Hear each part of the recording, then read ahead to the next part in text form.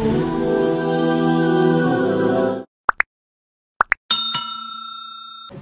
کنند. همین 8 طبقه داره، 8 در جنت است. در همون درها ترا انتظار باشه فرزندی ترا شفاعتگر باشه، ترا دست بگیره داخل جنت ببره. میخوای گفتم میره گفت بله که بخواهی صبر پیشه کن، از خداوند تو صبر طلب کن، در عوض این تو پاداش جنت است. ما از خداوند برای شما و نزدیکان شما و پیوندان شما صبر جمیل اجر عظیم خواهانیم.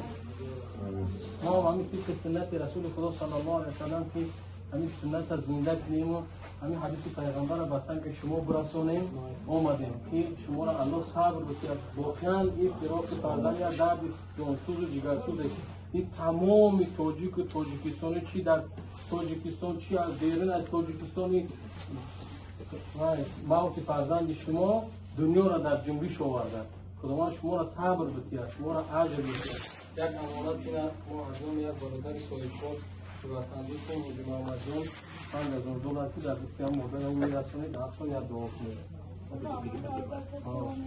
دعا کنید تا قبول کنه و صبر کیا و اجر کیا و مکافات کیا و همون وعده‌ای که هست جنت الفردوس را نصیب کنه. الله اکبر. سلام علیکم دوستان، امیدوارم که خوب هستین.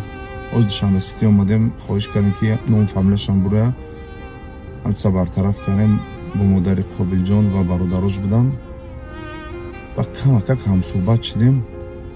باور که گپی گفت پشمی تمام خیست. میگه که در چه حالت باشه مادری همون بچه‌ای که قابل جان کشت، او بچه خودش در چه حالت باشه، ساز باشن، نغز باشن، چقدر دل بزرگ در کار برای خیلی گپا گفتن در فکری همه آدم‌ها. دوستان از شما خواهش داری صحیفه‌های اینستاگرام و در اومده تلگرامشون در اومده گپای بی‌زیر نگوین، التماس واخری نکنین، التماس خطاگی نکنین، در شما جان بصبر باشین، همش جزاشون میگیرن. دوستان التماس از شما خواهش میکنم فقط عقل دارو باشین، تمام وقتی نمی‌باشین. دوستان دیگه راستی یگان چه گپ زدن خوبه.